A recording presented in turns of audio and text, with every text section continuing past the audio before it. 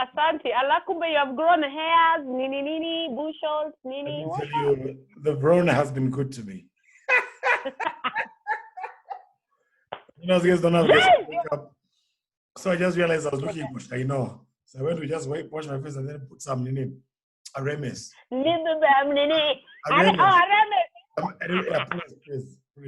Please be sure. You even know a remes. A remes. Yes. Maziwa, I mean actually maziwa. Mafuta ya kukamua. You're here. I don't know why they taught you that way, but it's so good. No. It works wonders. But how are you doing? I'm good. I am well. I'm thankful. I mean, last week I was down with a flu, which is the worst thing to have during this bloody pandemic. But wow. Yeah. I lived to tell the story. It was a flu. There was no coughing. There was no fever. You know. No asymptomatic. No. None of that. Flu season. Yeah, just flu season. Nice. But you're looking really good. Yeah. Asante najaribu, unajua us on the single lane. We must. You're in the market, as they say. You're in the market. You gotta do your best. You know, any gentleman out there, you know, if you're interested in a lovely lady, you know, lots of love and talent and, you know, character and charisma, has this Kalekye Mumo for you. Yeah. Ta-da! Lol. But we are foolish. Also, we are very foolish. Quite. And I love you for it, man. So welcome to TJ Talks. And thank you so much for making time for this, because I know you're busy. And last time I met you, we were actually trying to get our workout on. Yes. You know this thing of COVID, ya kukaa nyumbani, you're not even moving a muscle. Me, it's dangerous, because then your body starts feeling weird. Like for me, I know if I don't work out, I start feeling my back is aching in a certain way. It's because either sitting for too long or lying down for too long. So my back will always tell me, you haven't worked out for a week. Like the way last week at home, I didn't work out. I had to be back this week because my back was like, madam, kwani kunaendaje? We're not on the same page. Tembea nani. What? Are you serious? Hey. Yeah. But, you know, I was telling my pal the same thing, and I did Elephant Hill about 2 to 3 weeks ago. And my pal told me that is a precursor to doing Mount Kenya. So me, I'm thinking, that we were doing like Ngong Hills when we were scouts on my honor. So here we are. Up the hill. Let me tell you, something should have told me when he told me you need to buy 1, 2, 3, because it was Kipla. It's like you need to buy 1, 2, 3, 4. So I'm looking at the list for buying stuff, and I'm like, the stuff for buying my things looks more expensive than the trip. And the trip fees was including ranger fees, guides, mafuta for the tour van. I'm like, but this side for my stuff is a lot more. I mean, no, it's an investment. Let me tell you. Even at some point I was on my fourth, trying to get up like this damn hill. Hey, I said it's a mountain. You are strong. Me, let me tell you now, I don't do hardship. Niliacha hiyo hardship nikiwa Musongari, where I used to be in the wildlife club, and then we did these very hardship type of trips where we would walk 7 kilometers to go and see some ruins, and 7 kilometers. I was like, where? Then you're in a tent of death of hardship sifanyangi mse. Hey, no, I don't do it. Yeah, those guys of rural urban migration. Tulikuwa tunachota maji zamani. Now we're in CBD. Forget that. Excuse me.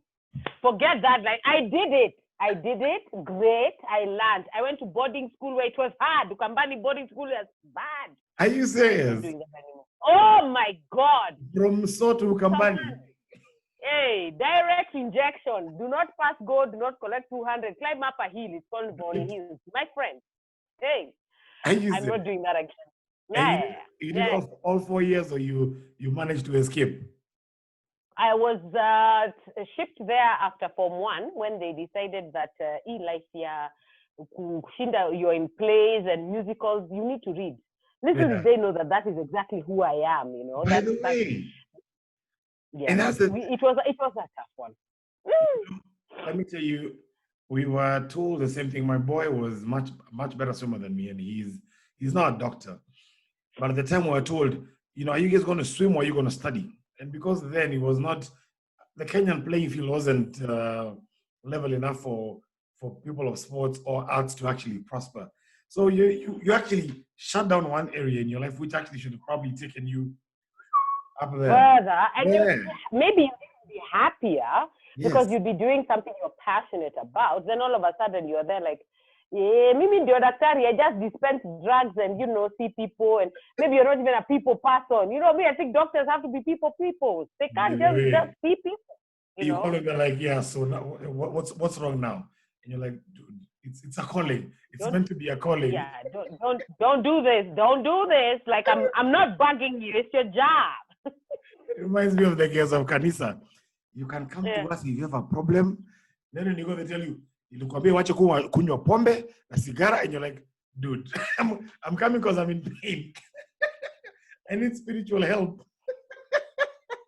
It's tricky. Yeah, it's very tricky, and it's very rare to meet people who are in an industry where they deal with people and are able to be open to whatever the person is saying. Just listen. Being a good listener is so important. Don't working in a place where you're not a good listener, it's not gonna work. Yeah, I used to work for a bank where they hired you for a reason. So if they say Tony or Kalekye is not doing all of the clients, they'd move you from front office to back office. They'd be like, there's a reason why we had this dude or this chick. So they're trying to find for you. But where you fit in. Exactly. But you see, nowadays it's you're a P&L, my friend. What are you bringing in? Losses, profits.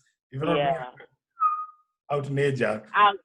Yeah. You've changed a lot. But no, it's really good to have you. Good to see you. Thank you. You're in a very cool location.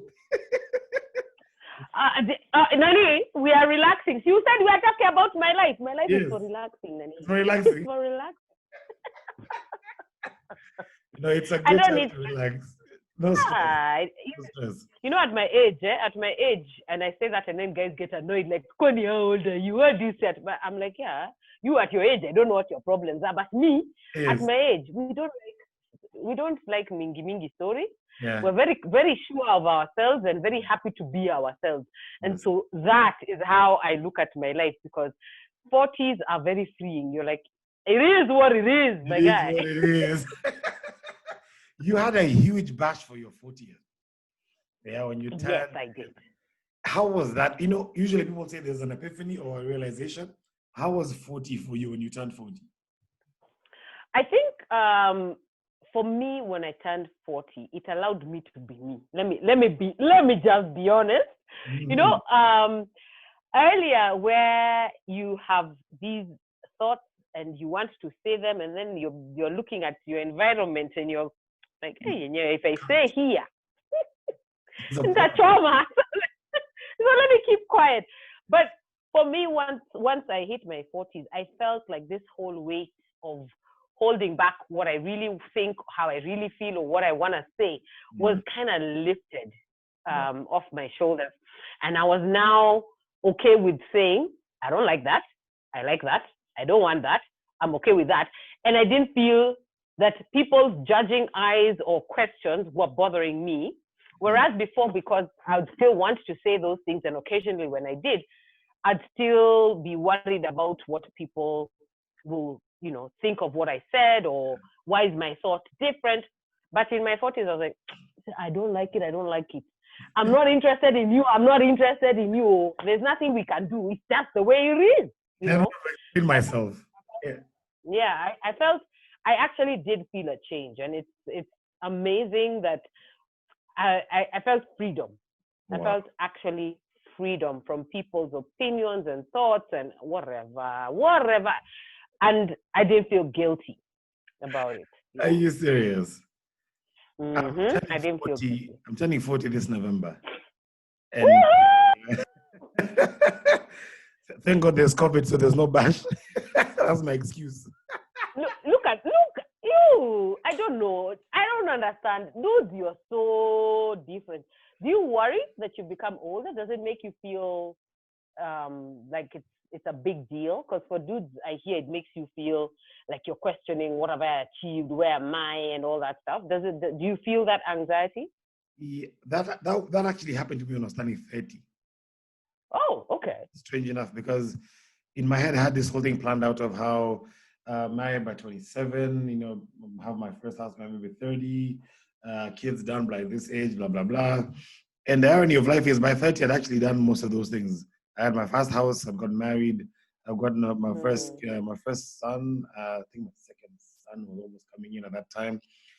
And for me, life was actually I was a banker, up and ups, man, ups and ups. I was just yeah. And now getting to the 30s and I'm divorced and I'm planning to remarry again. And life just tells you, my friend, utajua hujui. Yeah. Oh yeah.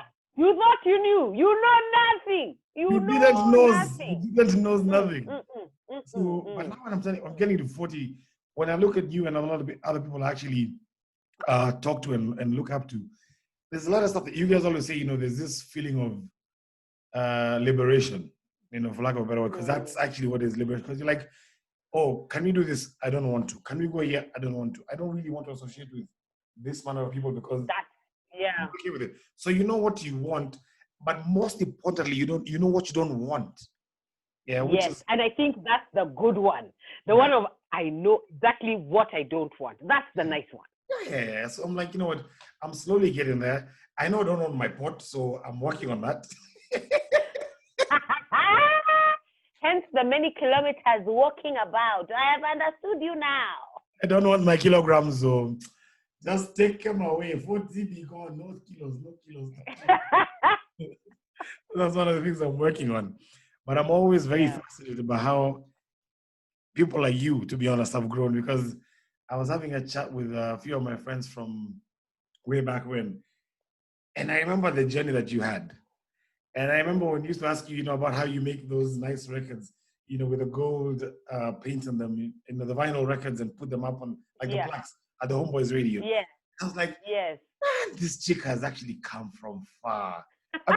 Yes, we are friends. Few people know that. Oh my God. I was like, we've come from so far that I'm like, you know what? I must get this chick on the talk and talk about that journey. So I was like, you know what? Yeah. So she knocked 40. At some point, it was big leagues, and I was like, hey, wacha tu nimsalimie pole pole, anaweza fikiria mimi ni mafans. Kwenda huko. We come from before that nonsense to your face. At you unanisalimia hivi, I can't even break your hand. What are you saying? I've seen those girls who, when they become now your personality, all of a sudden, when they see you, they almost don't look at. So they want you to say hi first, so they can say hi to you. People change, man. I think that's a load of nonsense, because then it goes to say to your values that you think that is what makes you important. That means you didn't value yourself at all. Yeah. I mean, really? But anyway, let's not talk about other people. Let's talk about us here now. So, let's just do a quick walkthrough of your journey. The reason I like doing that is so that there's a lot of people who don't understand by the time you got to being the top of your game and where you are now, there's a lot of stuff you've had to go through. Usually somebody said once, I've now become a rap artist, or, whatever it is, a musician. And people say I'm an overnight success. And this guy said, no, it's been 14 years of pounding the streets. Like I watched Kevin Hart, and his big break was after 9 years in the first one. And I'm like, that's them. But now we are back home. A lot of people are now looking into arts and trying to figure out, how can I be like Kalekye? Just give us like a walkthrough of your journey from after going to Fifi's and 5 and Chocolate City. Look at this guy. Look at this guy, man. Me, I was going to tell you, after going to Mboni Girls, let's start where the most solid. Sorry. Anyway, for me, I kind of knew that I wanted to be inside the radio very early. Like, I loved listening to Beat Time, and I would, run home and really quickly work over my homework so that I can have time to sit by the radio and listen, because I was intrigued by these people inside a radio and playing music. And I from a long time loved my music, because my father really loved his music, and he had collected lots of albums. So some of my favorite music is actually the 60s music. So, from mid 60s up to 71, 72, that's really music that moves my soul. Wow. And so, so because of growing up around that, I knew very quickly that I wanted to be in this industry. And now you'd assume that, okay, since my dad likes music and, he's half Costarian, this is normal, that I would want to be interested in the arts.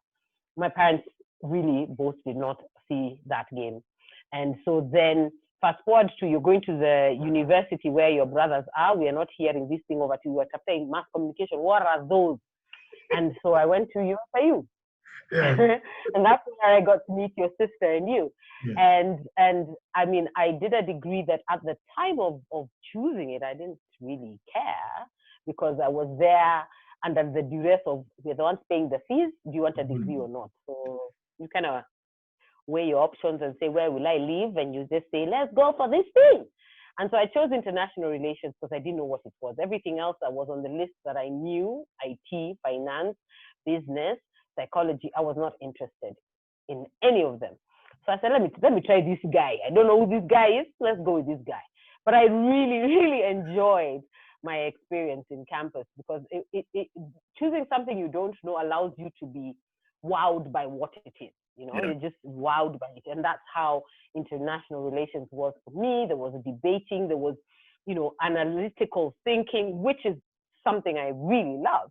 So that's how my journey through USIU was. Now I came out, gave them the degree and said, thanks, it's been real. Now let me go look for what I want. I did my internship. Of course, being at USIU, it was easy to get good hookups. I did it at the Turkish embassy. They gave me a contract for a while, but I was bored out of my mind, because I knew I'm not gonna be in an embassy and get to be on radio like you want to be. Yeah. So and if you remember, at USIU, I was in our Student Affairs Council, and I was in the Welfare Committee, in fact. And in the Welfare Committee, it meant I was the one organizing events and parties. And, then I got to interact with homeboys who were the biggest DJs at the time. And I'd make sure that they're always on the list for our events. So that contact, they kept. And incidentally, Mike Rabah had grown up and gone to school with one of my cousins at Nairobi School. And they, when I was much younger, they used to sneak school to come and eat chapus, at our place. So he knew me very well. Next to Patch, by the way. Yeah. Exactly. So so he comes back from the UK and he's ready to set up his office, and he keeps calling me. And no, that's landline calling. So he'll call landline at home. He gets my office number at the embassy. He's calling me and saying, no, I want you to work for me. No, I want you to work for me. Suddenly I'm like, you're starting an office with homeboys, DJs. What are we going to do? So anyway, after much debating, I decided, okay, this is what I'm going to do. I'm going to leave this embassy shenanigans, go and work at homeboys, because homeboys, I made a decision when I heard that they were now going to be the first DJs at Capitol. Yeah. And I had already tried sending my CD, because then it was CD. I sent my CD. Yeah, I'd sent a CD to Metro FM. That was the first one to launch. They initially launched as Capitol, then they were told they're buying a name, so they changed it to Metro. I did the interviews. I reached a certain point, because I think one of the interviewers at the production level was a Kao, so he was really pushing for me, because I knew Swahili, nothing. I knew sport, nothing. I was calling it Series A instead of Serie A. I knew. And you what? You're calling it Serie A. I was calling it Series A instead of Serie A. Oh, bless your soul. I didn't know. I mean, and my siblings had watched football, but at the time when they were in the house and watching them, they were watching in the English Premier League. They had never watched this other league. So I didn't know what the hell that was. But anyway, I had been pushed. I'd gone up to top 10. But then now in that top 10, in a KBC Metro FM format, there's a bloody auditorium filled with like 15 of the best anchors and producers. Then you're supposed to do this thing in front of them. Of course, I almost peed myself but they asked me to do Swahili. I was just there, know anything? Habari Zangu, Zeno, Ndugu Zanguni. I mean, you can read, but then to carry on a consistent conversation, the flow, important information, especially if you're trying to be an anchor, it has to really have good flow. And that's when I learned that you only anchor in the language which you have mastered. Please, if you do not know English, leave it. If you don't know Swahili like me, leave it. Forget it. Walk away. Leave it alone. Leave it alone. Leave it alone.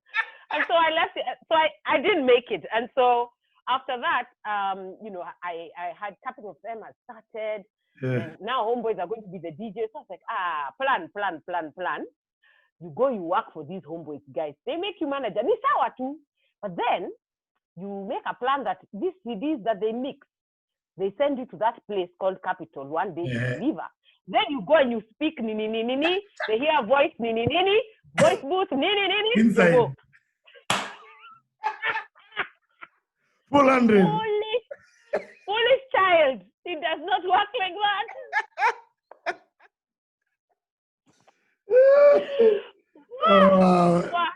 That was the plan at the mall office for homeboys all the time. Bas.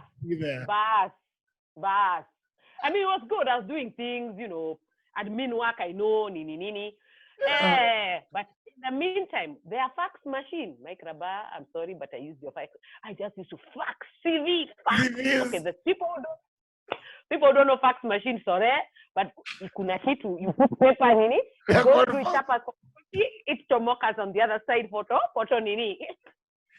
Facsimiles and fax machines. What? My friend. It's a my friend. It's a TBT. Hey, nilituma fax. Nikatuma fax ya CV. Then even finding, a place to record your VO was extremely difficult because the studios that were, of a... Why are we hanging? A place you... So we hang. Like there are very few places, and then they would ask for so much money. So you're there saying... So there was a small glitch. So you're saying the places for recording? Okay. Go on to the place for recording with you. Okay. Mm-hmm. The place for recording was like, there were so few. So it was either you're going to Kasanga's or another Costarian guy there who had a studio. Mm-hmm. Then, first of all, kulipia hiyo CD. You don't have the money because my first job at Homeboys, I was being paid 8,000 shillings to be their office manager. Yeah. So already at home, I have this annoyed parents, like, you got a degree, you got such good grades, and then you've gone for a jobo for 8,000 shillings. For DJs. Unafanya kazi ya ma-DJ. Watu wa kuvuta bangi.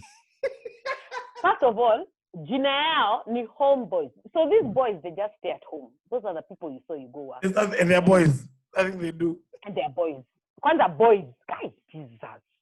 Like, wow, I couldn't have been more disappointing to my parents. Then now, in the meantime, in the underground, Kalekye is using her money to buy what? To buy CDs and do demos. I mean, if I was to be asked to tell guys at Capital FM, to be honest, they had received like 1,001 of my CDs and CDs across a period of 2 years. I had sent. My guy, I had sent. Sending. At the same time, I'm like, okay, maybe I need to add value because I didn't do this mass communication degree. Maybe I need to add value. So Huku Homeboys, let me start asking these guys to teach me technical things. Mm-hmm. Now, unfortunately, at the time, most people did not imagine that a woman like me should be doing anything technical and around cables and wires. I'm a girl. I'm a girly girl. Yeah. So they told me, no, you cannot, you cannot do that kind of mini. We can't, no. We're katu ofisi, hapo ndio uko sawa. I mean, you are running things, you are getting gigs. Smile. Relax over there. You know how to talk to clients. Relax. So I'm like, hey, these guys won't train me. So what the hell? How am I going to convince these people? Because I was like, maybe that's why I'm not getting the job, because my degree and it has nothing to do with what I'm asking for, right? Yeah. So then as I'm still there, I end up meeting another couple who were running a studio in Karen called Rough Cuts Productions. And they were actually at our office at the mall to conduct interviews. They were looking for a new studio assistant. Oh. So, you know, every day I'd host them in our space because they had an agreement that instead of making guys come all the way to Karen, let's use this space, and we're friends with Mike.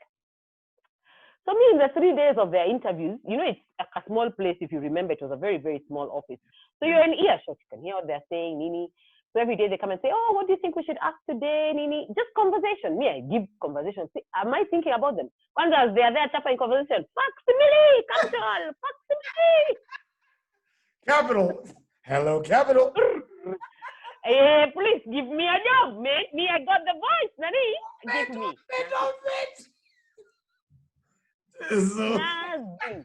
Nothing. So anyway, these guys, they finished their interviews. Mm-hmm. They're interviewing people who went to Daystar, who went to Masscom, you know, and so obviously schools. Yeah. So obviously, I have not even thought about that because I'm not qualified. So anyway, after they maliza their interviews, they go. They maliza their interviews. They go and they talk to Mike, my boss, and say, do you mind if we also have a chat with her? And he says, actually, she's been really disturbing me. She's mad at me because I won't teach her anything technical. I don't have the capacity to do that. If you guys want, talk to her. You know, they talked to me and said, we're not even interviewing you. We're sure we want to hire you. I was like, how? Hire me how? Where? I mean, I have no skills. They said, no. We love your management skills. We love the way you talk to people. In the 3 days we've been here, how we've heard you handle your clients and handle us. We want you to come. And since we hear from your boss, you're interested, we will teach you everything you need to know about sound production. Wow.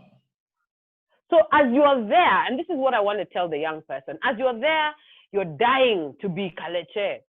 There's something else that you're doing that you should not give up on because it could actually take you to where you want to go. Yes. So in the back of my mind, I'm like, it's not radio. However, it's going to give me a skill that will put me above the rest if I have the technical aptitude for this thing called sound production. Wow. Yeah? And so that's where I went. And let me check you now, because you'd think that wananipatia pesa mingi. See, I was ready for paycheck. Brother, please. So now, we're a small outfit. So as we can only add you 2,000. Wheezy.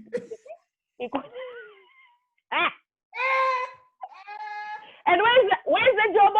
In Karen, guy. So and you live on Wayakiwe. I live on Wayakiwe. So you're to Ngwisi umetumia kwa nini transportation? Hakuna kitu tumefanya. Plus a little more. In those days, there was a mat which was a 2-4. I hope they're not the same for 2-4. That mat which was like no. At least actually, just when I took the job, Metro just became the shuttle. Because otherwise it was either that or you get a 111. Now, me, I'm afraid of going to Uko Railways because Uko was a roughneck area that time. So they began this thing called the shuttle. Ubaya, bus fare ni 110 shillings for you to go and come. No, like the whole day. The whole day. It's like to town, huh? Yes. So now that thing of you paying 50 bob, and you remember back then our bus fare even had just figured 20 bob. You know, I'm like 50 bungalows. What the hell? There goes my cash for going to the Dunda. Your Tungwizi Pera is finished. There's no money. You're still on 8, probably on like 6 Gs. Exactly. Then now go home and tell Mr. and Mrs. Mumo this new strategy. Hello. They're like, you must be a mad person. You're mad. You are jumping from the frying pan into the fire. You're mad. The Maguras. I know. I told them, no, this thing is good because I'll get trained. So don't look at the chump, let's look at how much I can learn. But most parents are skeptical. Mm-hmm. They're skeptical to the fact that someone will actually train you. Because, they're like, most people say it, but they won't quite train you. Yeah. But I was like, okay, let's do this. I talked to my bros. Now my bros had to come in and tell my folks, no, let's go. So my big bro and my parents said, let's go and check this place out. Because I told this couple, it was Zungu and a cow lady. Thankfully, the cow lady, my folks knew the family. And so that kind of helped a little bit. When they came to the place, it was a bloody good studio. One of the best studios in Kenya, one of the best studio men. Yes, he's from Liverpool, but he's the best that we had working here in Kenya.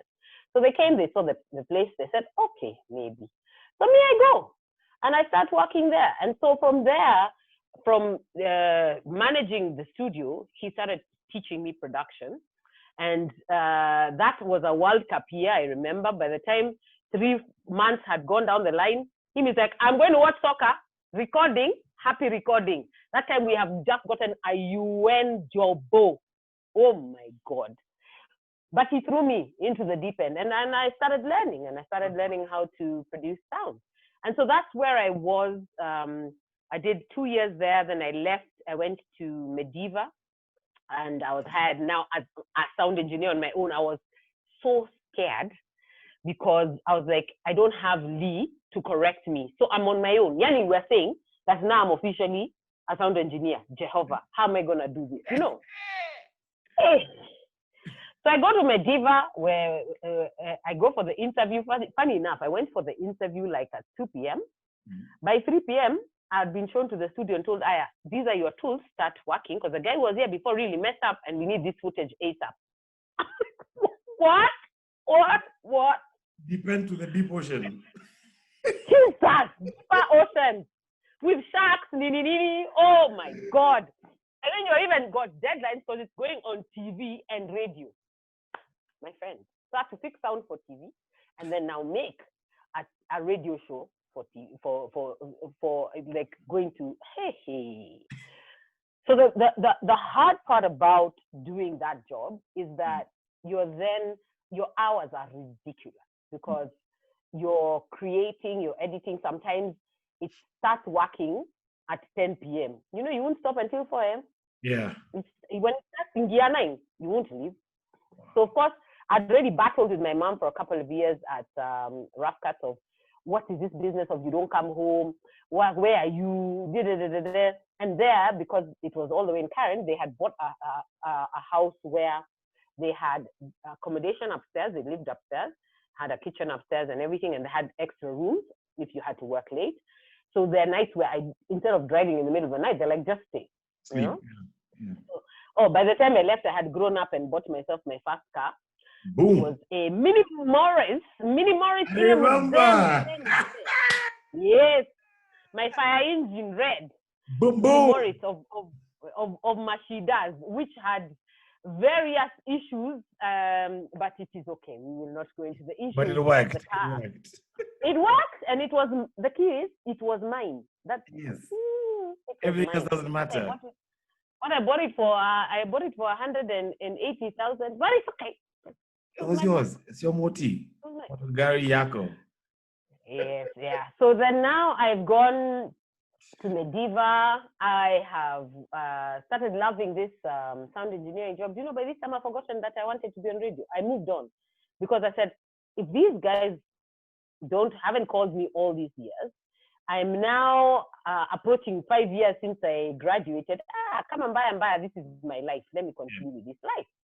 Now that jobo was contract based because they were an NGO and so they were funded. So funding silikuje kakatika.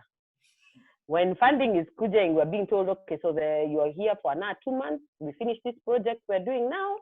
No more funding. I'm like, bah, this is the thing my mother warned me about. Yeah. the little voice comes back like, yay! Yeah. I told you this people are good. And you know how hard it is to accept a parent telling you, I told you so. You know that kind of thing really, it bites you. So my best friend at that time had heard that Capital were doing a radio idol competition. Yeah. And so she had been bugging me about it like for 3 weeks. You just send your CV. I mean, I'm like, for what? I have sent how many? Let's just count the facsimiles. So I had refused and refused until that week when I'm hearing Jobo inaenda kukatika. I'm like, Quick fast. Let me send this. Actually, I sent on the last day, like on the very last day. She told me, imagine you're telling me that these guys are saying in the next 2 months, that's it. Just send this thing now. Send it now. So I took my CV. Now, the way you write a sound engineering CV and the way you write a regular CV to another job, so you're supposed to adjust. Yeah. I said, come on, buy. I mean, first of all, this thing deadline is 5 o'clock. It is now 4:30. Ain't nobody got time. I took my CV, which had like listed all the jobs I'd edited, and that was, anything I'd ever touched. Yeah, that's how you normally do it. Yeah. It was a 10-page document. I think at that time I must have been like 27 or something like that. I can't remember. I can't remember how old I was. Maybe I was 27. And I mean, it's rare that at that age you would have no, I think I was 28. Yes, I was 28. It's very rare that you would have a 10-page CV. Yeah. It's very rare. Yeah. Do you know me? I sent it. It was supposed to be sent on email, thank God. And I wrote there, your search ends now. Call me. Mazarao. Because me, I didn't expect anyone to read the thing. I mean, surely I've tried all these years. Why are they calling me now? Voice why are you calling me now? Yeah. Do you know they called me because the CV had 10 pages? That's why they called. They called me because they were like, how do you have 10 pages? Like, who are you? You must come. We just see you. Let's see you first. Even just to see. Just appreciate the person. Like, hey, here you are. Hey, this chick has a 10-page CV. So look at how all these years before where I thought I was being denied, kumbe there was something I needed to grow in and learn. Because I find like a lot of our millennials now, they want now, and they think they deserve, you know? Never once was I insulting or abusive to anybody who worked in those places. And we knew people. Yeah. I knew Eric and Dennis Ndavi as family friends. They worked at Tapu, but they couldn't get me in. It's not their mother's house. No. It's not their company. Yeah. They couldn't. As they get me in as who? You know what I mean? Yeah. So, I mean, I could have been resentful and annoyed and angry at them because they never gave me a chance, but it was irrelevant. Yeah. So here I am. I've been called for this thing. And I'm told you have been qualified because of your 10 pages. Because when they called me, first of all, I answered with Mazarao. Yeah. What? Nini? Then they say, no, you must come. So the way the radio idol is that the audience will vote, and then we'll get a top 3, then the top 3 will battle it out or something like that. Yeah. And I said, sawa, we panga a day. Do you know the day they pangad is the day that now, see this job, we have 2 months to finish. Yeah. That's the day when we are being told new project, Agenda Kenya, we're going for to do our recce. And our recce, you're the sound person. You know, by the time you lay cables, nani. Yes. By the time you test, me, I'm looking at the time. I'm like, oh wait, I hung. Are you there? Yes. No, I'm here. Yes. Can Hello. you hear me? Yeah, I'm here. Yeah. You're good. Yeah, I don't know what happened. Yeah. You've hung as well. I don't know if it's my internet or yours. I'm good. I can hear you perfectly. I can hear you perfectly. Yeah, it's possible it's my internet. You know, these JTL people. Where I am in Karen, it's a disaster. It's called the burbs. The burbs. Nonsensical. It's rubbish. It's all rubbish. Okay, let me see where else. Where was I? And so you're looking at your timing for laying cables and going for the audition. Yes, let me link it up from there. Okay. Yeah. Are you still there? Because yes. Like now you've hung on my side. I'm seeing you've hung. I'm here. Can you see me? I can hear you. You're good. You're so good. I don't know. Okay. I don't know why it's hanging. Yeah. Anyway. We're good. Can you hear me? Okay. So, yes, I can. Okay, cool. So, now, by the time you finish laying cables, by the time you've done a sound check, Yani, let me just tell you. Me, I'm looking at the time, I'm saying, imagine I'm not going to make my one shot at this thing. It was just going. It was going. I have waited. It's 5 years later. 5. And it's going to go like that. Because am I going to tell my current boss I have to go for this thing on radio? And it's not a guarantee that I have a job or I have a salary, nothing. So I can't leave the money I have right now, knowing that in 2 months I won't have it. I need it. Yes. Because I've even moved out by this time. So I am like, crap, what am I going to do? So, you know, Marcus and Leo were the ones doing this thing at the time. Yes, so I called them. I called them with a sob story. Oh, Lord, and it's going to come out. But I had to save my ass. I called them with a sob story. I told them, I have an emergency. I have to go and sort out my mother horror story. Do you know that somebody had and called my mother and asked her, are you okay? Your daughter has said that you're not okay. It was on radio. What?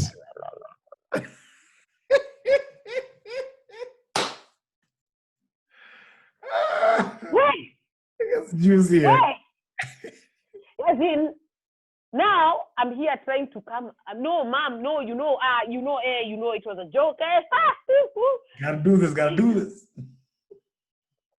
So these guys, meanwhile, have told me, you sort out your issues. We're very sorry that you can't make it, but the next opportunity is a public holiday. And we don't really like doing things on public holidays because you don't get as much listenership. Yes. But that's the only day we can give you because this thing had a timeline. Because I begged, my guy had begged.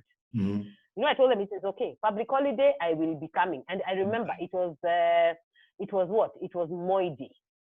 Ah. And I was like, I am going to come. And you know, I went in on that Moi Day. First of all, they had discovered that I had done some other Madagodani on Pinky's show. Pinky used to host a mid-morning show.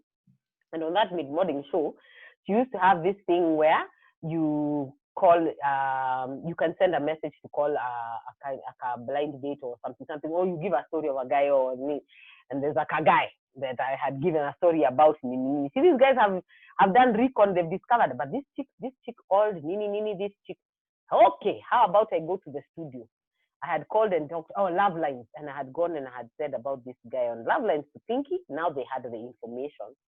How about they tell me we are calling up this guy? You have to give him a love message because you had not done it. And you know, we're on radio, we're acting as if it's the show. So you have to comply or you fly. Yes. Yeah, guys. Get in. Boss. Hey. Sweat. Nini. Jambamba.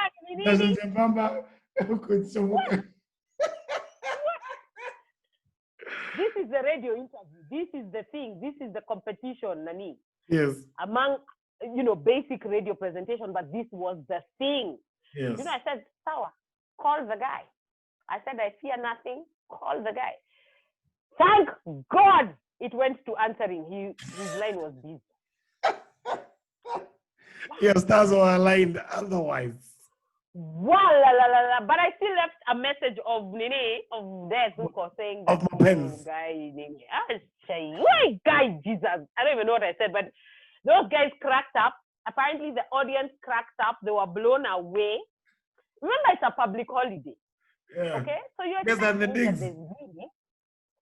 But you see, most people will watch TV, they won't listen to radio. Yeah. But that day, God was like, this is your time. I know you wanted this 5 years early, but it is now. Mm. And at a time and in a way that you don't even see it coming. This is why I love God. Because, who would have thunk it? Do you know that the head of Canada at the time was hungover and listening to the radio for some reason? Do you know he got up, left his house, and drove to the station to see who is this chick, who has this voice, who has this confidence? Yes. And Scanad was giving the most advertising. He said, no, this chick, Apana, you guys, I don't know whose competition you're doing, but she asked me, this is day 1 on a public holiday because I missed my slot. What? If that is not God, I do not know what that is. Wow. I don't. Wow. And that was the beginning of the journey. That was the beginning of the journey because by the time I was in top 3 and Kenyans voted and I won, I won myself a very little I'll send you the pictures. A very little black and white TV. Yeah. We should see Marcus and Leo, and then Marcus is tall. They're holding this little TV and like a Samsung phone. Yeah. Samsung was everything anyway, even back then. Yeah. And an opportunity to be trained. Now you see, you're gonna be trained, but it's not a guarantee you're gonna get a job, eh? Yes. And so I'm now being trained in the backhand sideline because I still haven't finished my project. The job on the other side. Yeah. So, and Uko is a Muzungu boss. She doesn't do moonlighting store roles. So you're Uko. Stealth. So I took the graveyard shift. I was put on the graveyard. So I do my jobo at the Mediva place. I chomoka jobo at maybe 7, 8, 9. I try and push my after I'm not working late. I go and jifanya tulala for 2-3 hours because midnight we are on air. Mbaka 5 haham. Then I chomoka and lala for another 2 hours. Then I go jobo. Let me tell you, anybody who thinks that we made it, I think we just woke up like this. Overnight. Boom. But see the years and the stress of sending Facsimiles. You're here saying I send you DM, you languid me. Relax. Easy. I was tight. Easy. First of all, there's no presenter who owns their radio station right now. So write to the owners. Yeah, please.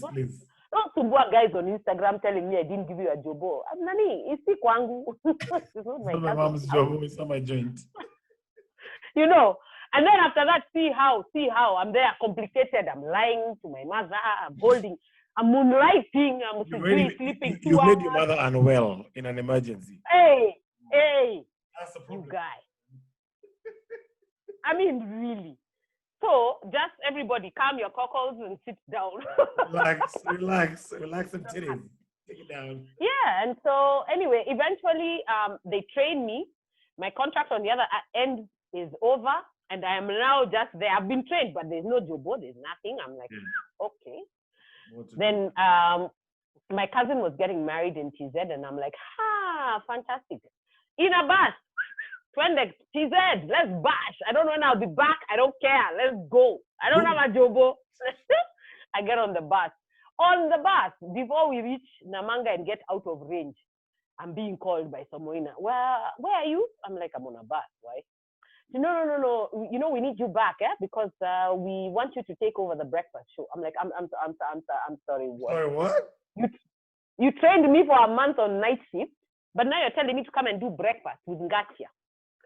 Yeah, you know, and I'm like, but Seth was doing the show. Now I know Seth because we're family friends from our parents. Yeah. And says, no, it's not working out, but we think you and Ngatia will work. When are you coming back? I'm like, I've just left. I'll be back in a week. Like, first thing you come back, you come jobo. Wow. Now, you remember we were in an ocean. So I don't know where we are now. I don't know if we're in Iceland, we're in what? Boom! I've been thrown into this thing. And you would assume that since Ngatia has been on air longer than me, he should anchor. Nothing. They put me in the anchor chair. Okay, right.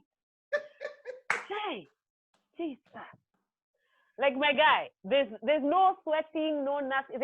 And then I'm not a morning person. I have to wake up at 4 a.m. to be at work at 5 a.m. or earlier because obviously I'm a chick and it takes longer. I used to look like I've been hit by a bus in my pajamas so you're not seeing me. What's your problem? So it's a voice. Do this. I'm here. And then Uko shouted. Then by around 7, we're back to normal. Back to normal programming. But you've been on air for an hour with that voice of the morning. Oh, God. Ask you what? Hey. And you know, even what was more interesting is the fact that me, I used to look like I've come in my pajamas because I'm like, there's no way I'm going to be driving like a little old car at 4, 5 in the morning. I'd be picked up. But then that means you have to drive back. Yeah. And I was living in Mada at the time. Oh, okay. So I'm like, okay, why are we dressing up again? Now, uko kulikuwa capital angels. Kulikuwa Kirubi's angels. So they look at me like, this shady chick is our breakfast anchor. What are you? What is this? Me, I'm there like, whatever, man. So I mean, it was just a weird, it was a weird place to be. And you know how CKs are, you guys must be looking hot and pretty. And then now he didn't like chicks like me because as we talk back, we ask questions, we are verbal. I'm voluptuous, I'm not a skinny girl, and he used to see me, he feels like dying. And then radio is about debate. So we will never be on the same page with my co-host. We have to have opposing ideas. This guy, it's like he had just bought the radio station probably a year before I joined or a few months before I joined. He was not understanding why me and Gatia always sound like we are on opposite sides. He was not understanding why I'm not talking about important things like water, agriculture. So me, I'm like, guy, what topics are those, Jehovah? So me, I'm like, hey, huku, sijui tutaenda. I mean, really, the topics that people want to hear cannot be these ones you are saying. No. How? So the next thing anyway that made me move was the fact that I was there for 3 months. I was sitting in this position of anchor, but they were not giving me a contract. My internship ends and they're not giving me a contract. And I'm like, listen, first of all, you used me to solve your problem because your two anchors were fighting. Yes. So I've solved your problem, but then you're not giving me a contract and paying me as an anchor of a breakfast show. Even kidogo, like you have to move me from this internship thing of 25 Gs. You have to move me to something better. Yes, at the least. Yeah. So when they cutted and they were not sure, and then it became, no, we want you to sound like this. There's that. Anyway, we laugh about it now. We're all ex-capital people. We say you have to have the capital voice and have a capital this. Hello, capital. Yeah, and there's a something. Now me, I'm not a conformist. You're not a conformist. I do me. This is what you wanted. This is who you hired. Get it. Go get it. Yes. So the fact that I was not conforming and we were not agreeing on this contract, they were like, then fine, you can go. I said, then fine, I will go. I have rent. I don't know where I'm going. Yeah, I was about to ask you, going where? Nari, when you believe in God, there is a way you will just go. Yeah.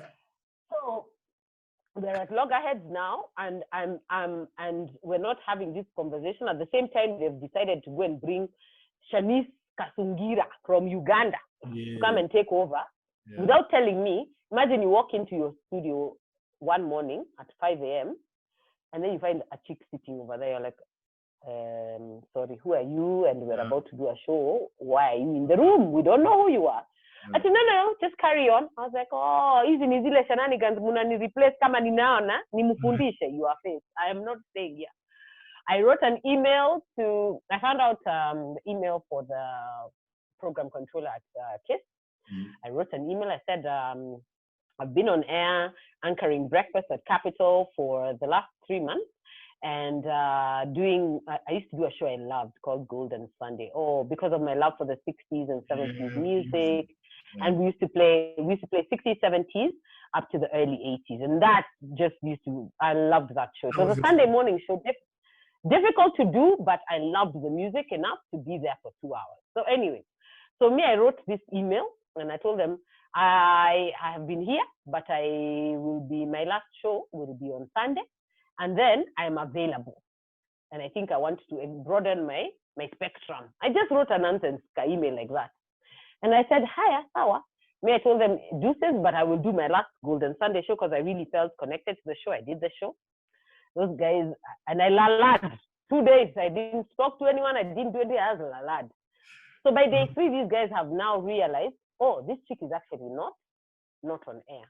Yeah. So they call me. John Wilkins calls me. John Wilkins calls me and says, oh, I got your email, very, very candid words. Come in for a meeting.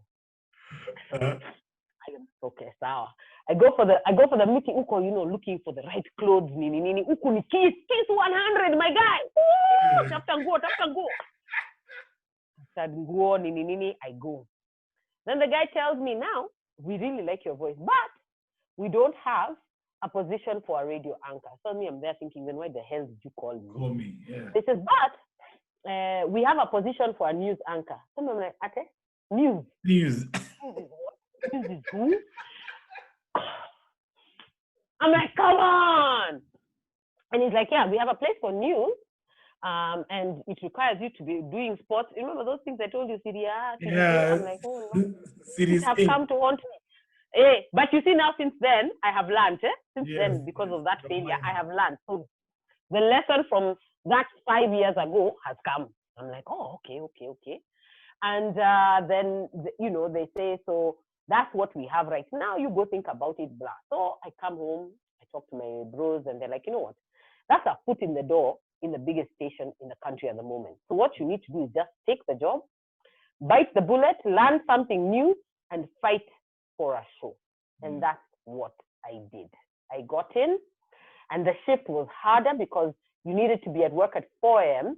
for you to record Sky News onto the laptop.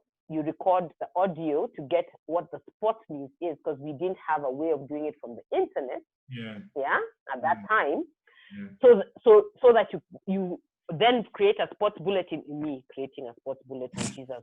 Create a sports bulletin, edit the stories that were there the night before, and create news in it. So my shift used to start at 4 a.m. to 1 p.m. or 11 a.m. to 8 p.m. My guy nilifanya job. Then after about a month, I start demanding for a show. I'm like, give me a weekend show, give me something, because I don't want to lose what I learned at Capitol, and I'm good for it. So I begged for a show. Eventually, this guy is like, there's a show that Shafi and Roy Karuhize wanted to do called Keeping It Kenyan. You do it with them. I'm like, I do it with who?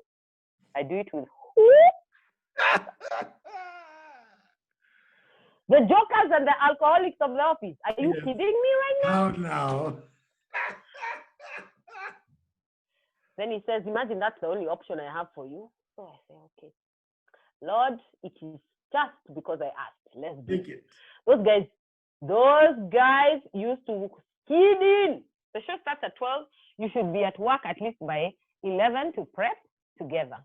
Guys used to skid in at 5 to 12, 12:15. Me, I'm hyperventilating.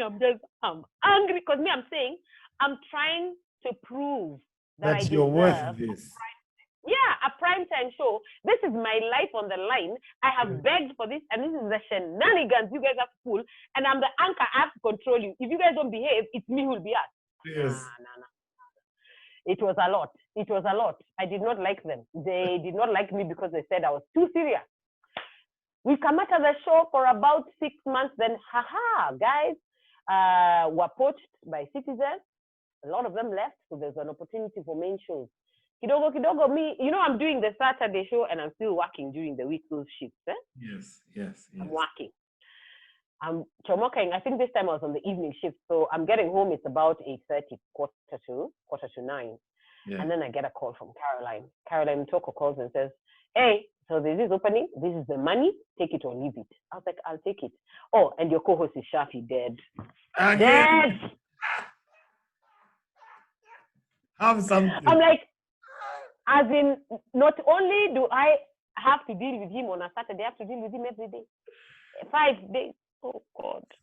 But in fact, now you won't do the Saturday show with him. You'll do another one, but then you're going to do this 5 times. It's a primetime show, so you should be happy.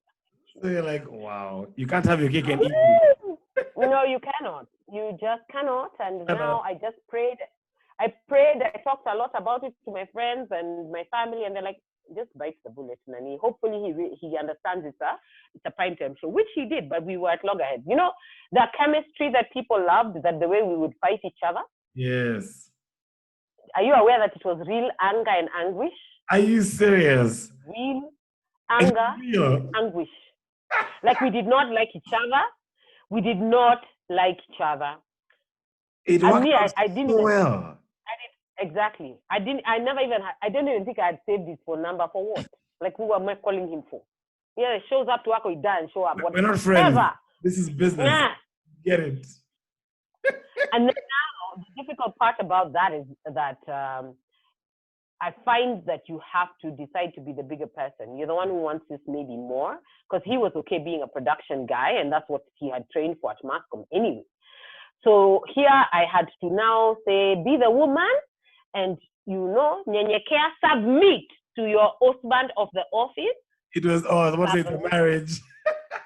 It was. 10 years is a marriage, my guy. Yeah. We were together for 10 years. And so I had to submit myself. Yeah. And start, after about 6 months of you guys, I mean, yes, the show will work for audiences, but you're so angry inside. By the time you go home, you have to ask yourself, do I need to do this? Is it worth it? You need to go for therapy thereafter. Like, you know what? Yeah. Because I'm like, I'm angry every time I'm angry. So now I said, okay, what's the process? Every time I try to push him to do something or whatever, he shuts down. You know, because me, I'm chap, like, okay, hurry up, time, nini. He doesn't do well. Yeah. He doesn't do well with those kind of instructions. So I had to learn, okay, don't do that. Okay, slow down. And then also, you know what you want to do, but it's okay, just ask him, what do you think we should do? Okay, but you know, what about this? I don't know, but I was thinking, but I'm not sure. We should go there. Then he says, no, that's on. I'm like, yes, thank you very much. We do. Tell me if I was not being a wife. You've been married. Tell me if I was not being a wife. Yes. Actually, I was married for 10 years, so yeah, you're being a wife. I was being a wife. Jesus. And so that is my journey into the world of the media and the radio. And wow. I mean, I think the bigger part of it for me is because I had wanted it for genuine reasons of talking to people and being able to have conversations that challenge people. I wasn't there for the fame. So I never had those moments of over-excited because I'm in the industry and all that. I didn't have that because it wasn't why I was there. If you listen to that journey, there's nothing there that they'll say was about fame and whatever. I did cables. I did every hard thing to get me behind that microphone. I did everything, including lie about my mother's position. But anyway, we shall forget that one. God bless your mother.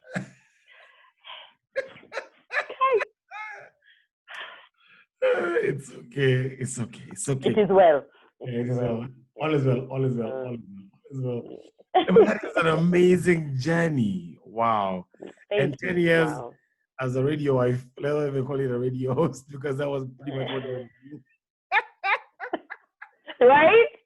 Like, wow. It was a lot. Yeah. But let me tell you, as one of your friends who's known you from before then and listening to you on radio then, and knowing how much you wanted that journey to actually get to there, I was one of your biggest. I was like, you know what, you go do your thing, and you're doing it, and you enjoy. You know, all these guys, if you can find something you're passionate about and actually enjoy it and make some money from it, be it sports, whatever it is, that's amazing. That's amazing. That's it. And you were living the dream for most of us, because we're like, hey, I remember we came from the days of the Vitara going to Paradise Lost for the bashes. And then my guy.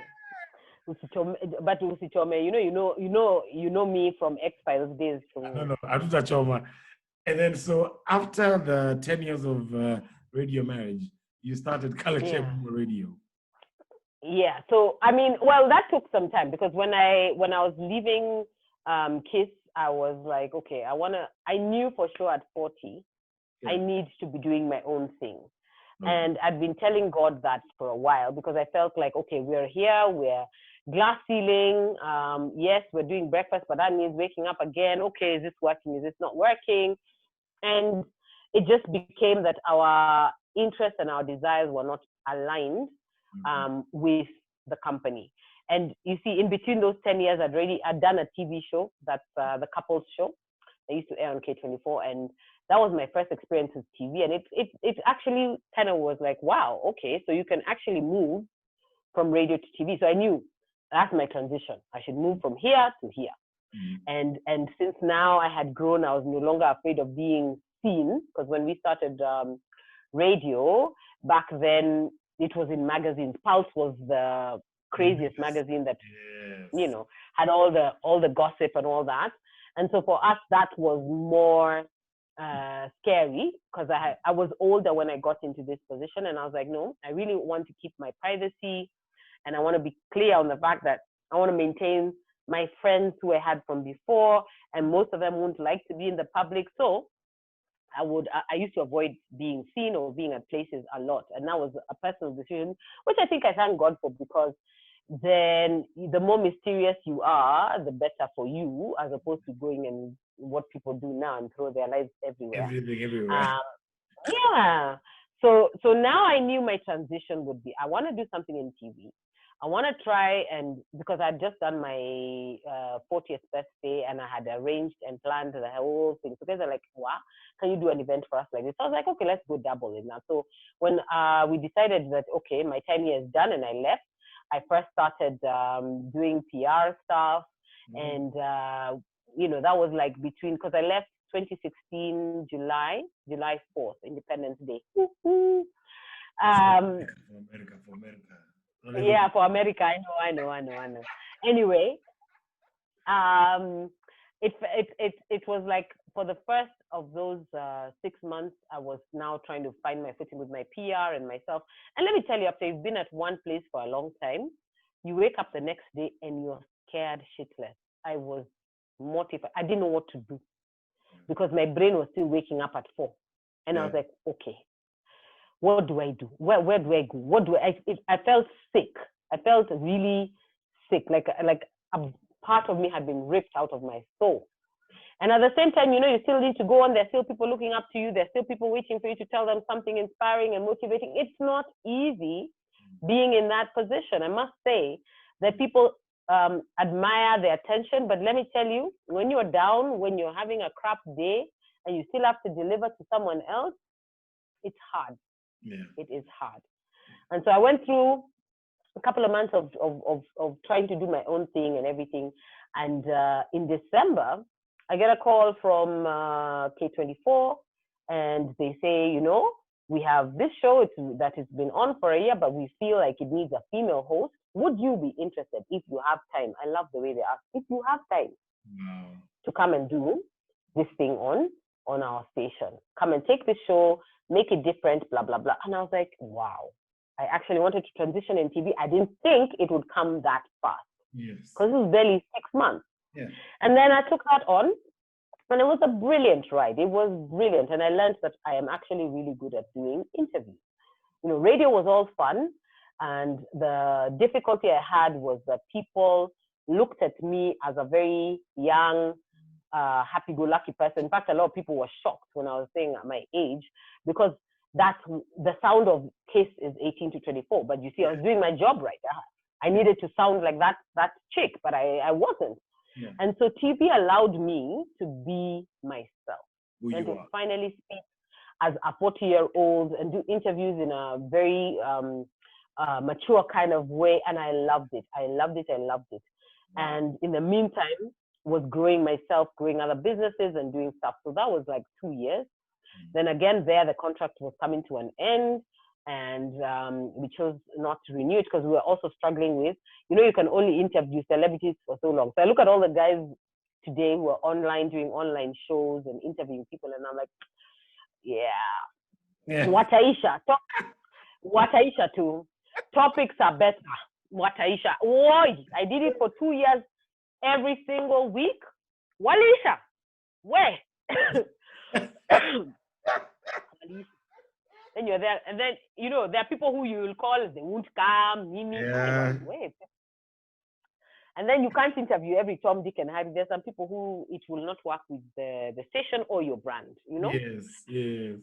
So then I was like, okay, thanks, that's been real, and if we can't diversify this show into something else, then let me go. Then I went and I decided that, listen, as much as I have done this, I have learned stuff, and the digital world is my platform now.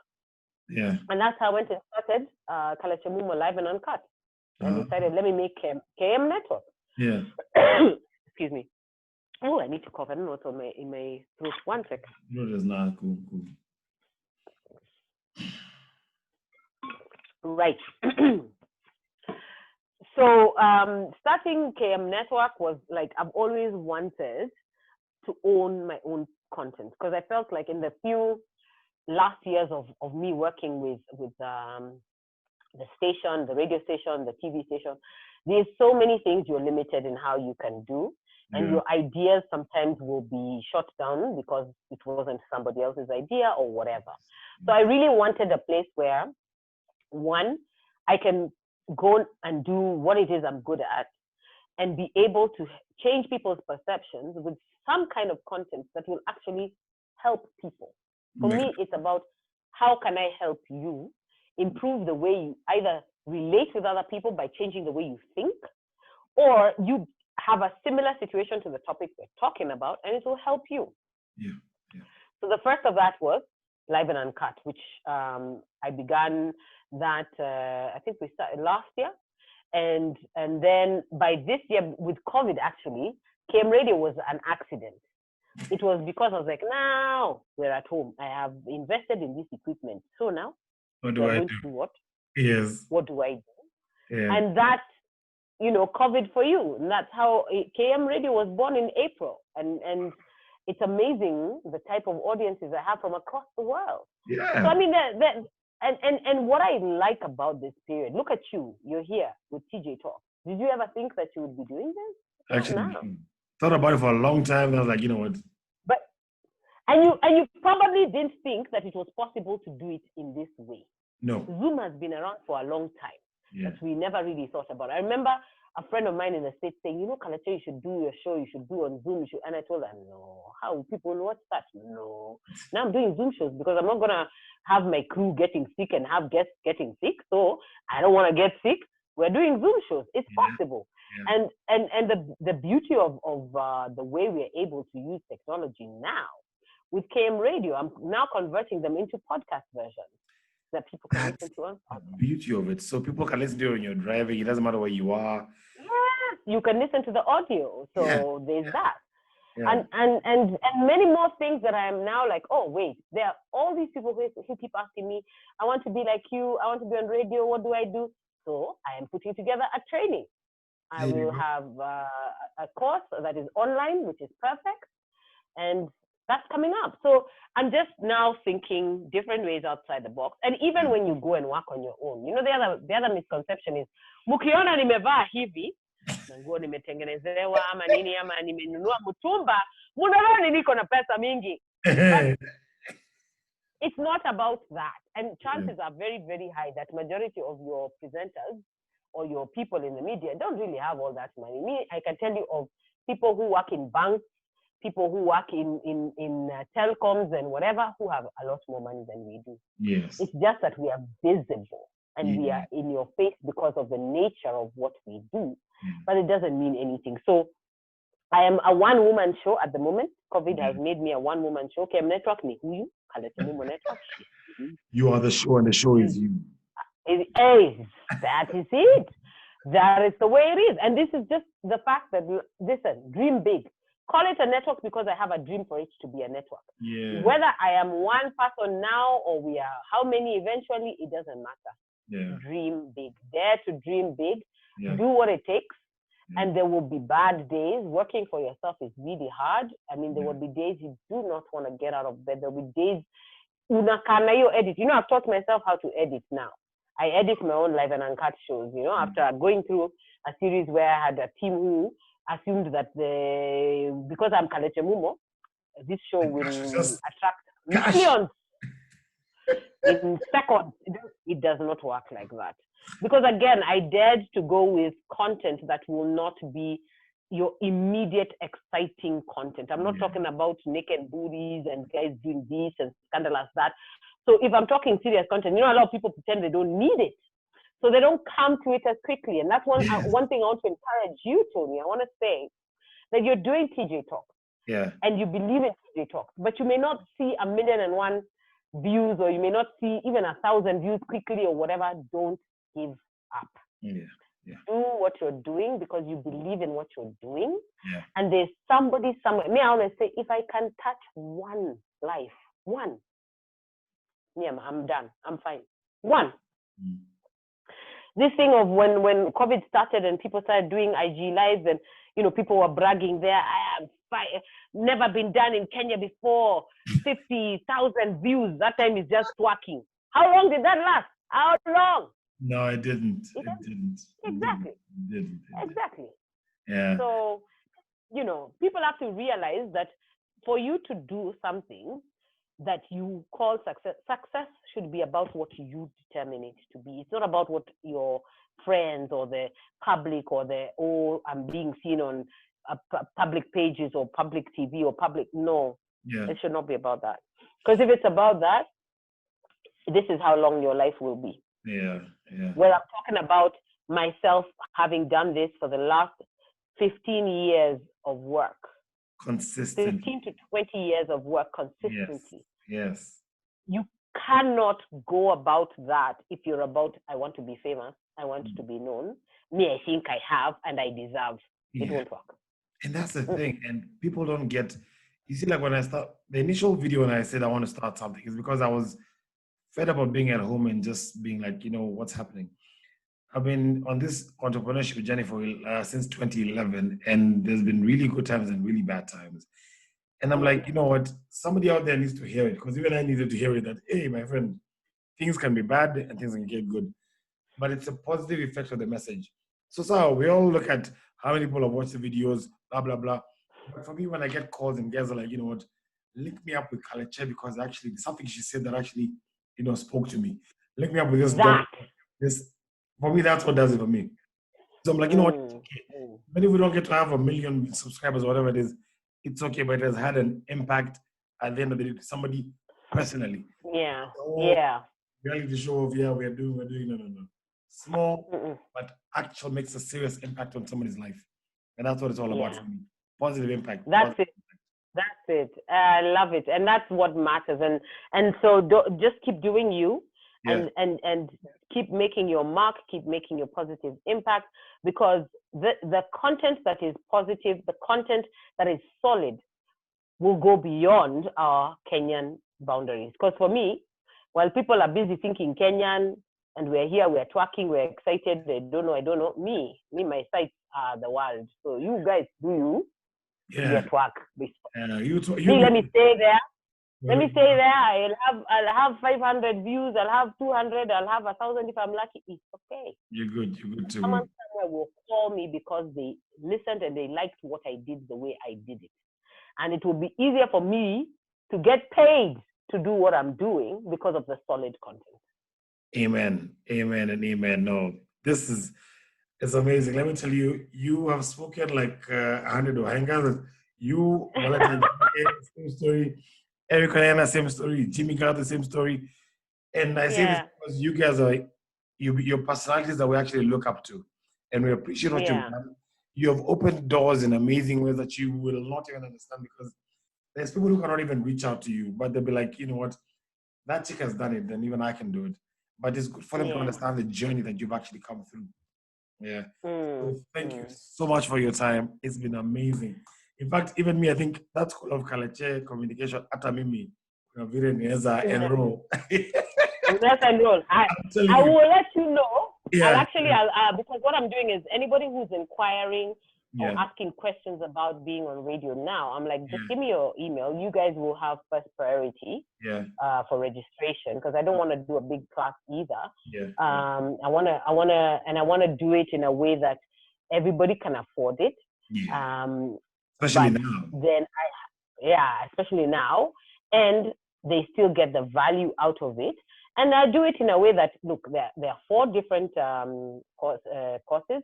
You have to take your introductory and go up. If you feel like you only want to do 2, it's up to you. But the more you do, the more information you get. As simple as that. That's how I'm looking at it. So I will definitely put you on the list.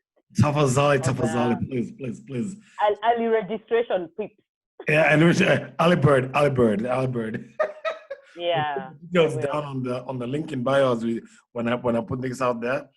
And keep on doing what you're doing. We really appreciate what you're doing with basically everything. It's not even just about the radio, because there's also other aspects of your life that we'll probably talk about next time when you're trying to keep fit and, work on that bit, because that's something we all struggle with, and it's a story we need to talk about more often than we don't.